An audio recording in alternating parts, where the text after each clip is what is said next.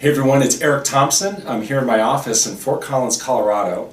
And by the way, one thing you should know about my office is it is a no drama zone.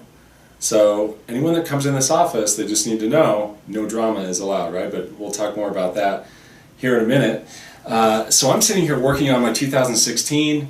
I've set my goals, I have my plan, and one thing that's going to help me get there is to have some great one-on-one meetings with my agents. So what I wanted to share with you in this short video is what I've found to be really great and key ingredients for an excellent one-on-one meeting. So you're probably the same as me. You've probably spent the last few weeks getting ready for 2016. Your agents have been setting goals, they've been laying out their plan. So how do we keep them on track? How do we make sure that those goals will be hit? It's through a great one-on-one. Have you ever had an agent that set a goal that didn't hit the goal? If you're like me, probably a lot. And I found one way to cure that, one way to make that better, one way to keep them on track is by having really effective one-on-one meetings with those agents. So this is everything I've learned about that and how to make them really effective, how to make them on purpose, how to make them get great results. Everything that works for me here in this office that I've run, everything that I've noticed from the great managers I've been around in my career. So here we go. This is how to have a great one-on-one. Let's start with a few ingredients, right? So we need a few ingredients to make this be successful for both them and for you. First one is, how about 15 minutes? Keep them short. They don't need to be an hour, okay? They don't even need to be 45 minutes. I first started these as an hour and then I backed them off to 45 minutes and I thought, why does it even need to be that long? They can be 15 minutes. What I do is I put them in my calendar for 30 minutes and then it gives me a little bit of a buffer and it also gives me time to get ready for the next meeting or catch up on email or other things that I may need to do. But keep them to 15 minutes. That way the agent knows when they walk in this office, it's going to be short. So we need to keep it on point, we need to keep it on track, we need to reduce the drift, right? Have you ever been in a meeting that drifts? Right, like a lot. We're in those meetings a lot. Well, let's keep our meetings focused and on point, and we do that by keeping them short. So the agents come in here, they know it's only going to last 15 minutes.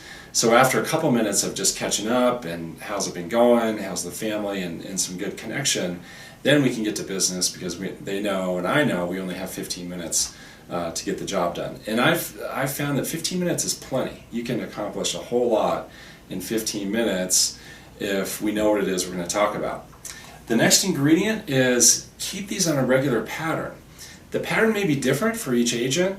And what I mean by this is both you and they know what that pattern is. So a brand new agent, maybe it's every week you're going to meet. If it's someone a little more experienced, maybe it's once a month.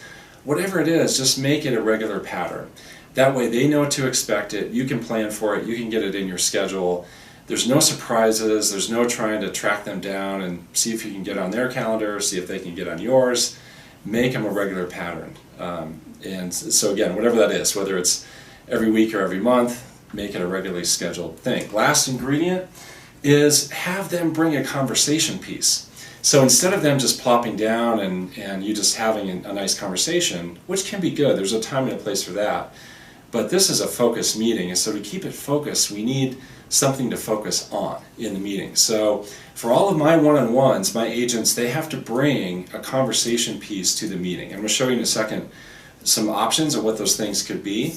But when they show up with something in their hand, a piece of paper that gets laid down on the desk, now we have something to talk about. Now there's something real that we can focus on instead of just an arbitrary conversation. So it's really more helpful for them and also for you if they can bring something to the meeting. So ask them to bring one of these three things to each meeting. Okay, so these are the pieces that they could bring.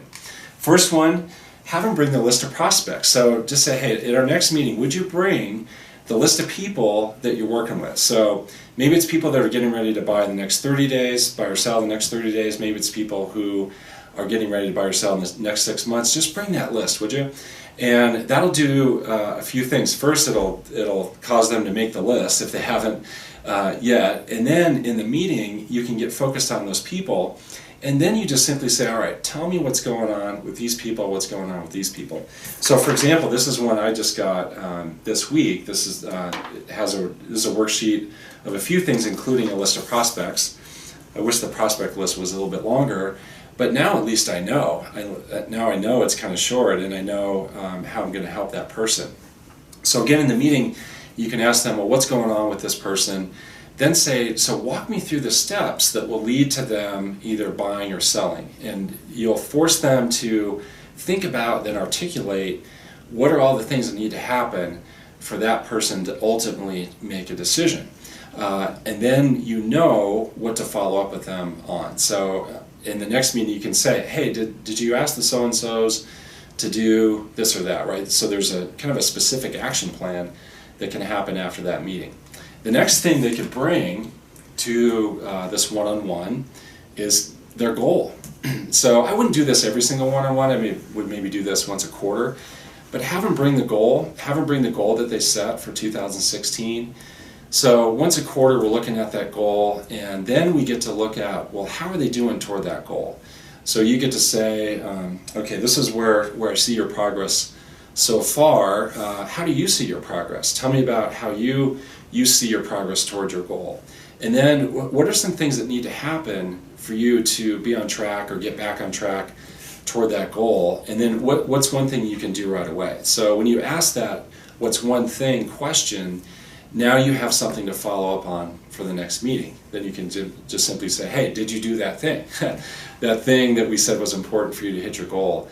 Did you do that? So people need this accountability. They need someone that's watching over them. They need someone to ensure that they're staying on track. So by bringing their goal to the meeting, just a really easy, simple way to do that. Third thing they can bring to the meeting is their activity tracker. So this is a way for you to see all the things that they've been doing over the last week. So I have an example of that here. So this is a weekly activity tracker. This not only lists activities here at the top, what did this person do during the week, this also shows all the people that they were in touch with during the week, all the people that they either saw live face-to-face or they talked to on the phone. So when I look at this, when I see that, I think, wow, this is fantastic. This person is out in flow, in communication, in contact with prospects, so I can sleep a little bit better at night knowing that this person is going to get some business from all that activity that's happening. The agent who's filling this out every week, they know I'm going to be looking at this every week, so of course that causes them to have even more activity, right? Because they know we're going to be looking at this, they know we're going to be talking about it, so they think, boy, I better have some things to show Eric on this because we're going to talk about it. If there's nothing to show, then he's going to ask me why. So this piece is a really great way to hold others accountable. So those are just some simple ways that I keep my one-on-ones on track, on purpose, some simple ways that I help out my agents. These are the kind of things that we teach within the Windermere Leadership Academy. And if all of this sounded intriguing to you, if it sounded interesting to you, I encourage you to go check out this website. We built a webpage called performblue.com. It tells you all about the upcoming seminar that we have at the end of January in Seattle. It's called the Performance Blueprint. This actually have the manual for it right here. This is the manual that we use during those 2 days. So this 2 days is for owners and managers. It's for people that run sales offices.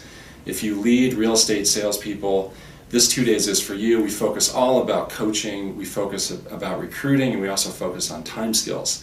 So we found those are the three things that are on the mind of real estate managers. So this website will give you many more details about it, tell you all about it. You should also know that in the seminar, we talk about this, how to create the no drama zone in your office. So we have some fun with that. So again, hope you found this information to be valuable to you. Hope it makes for a great 2016.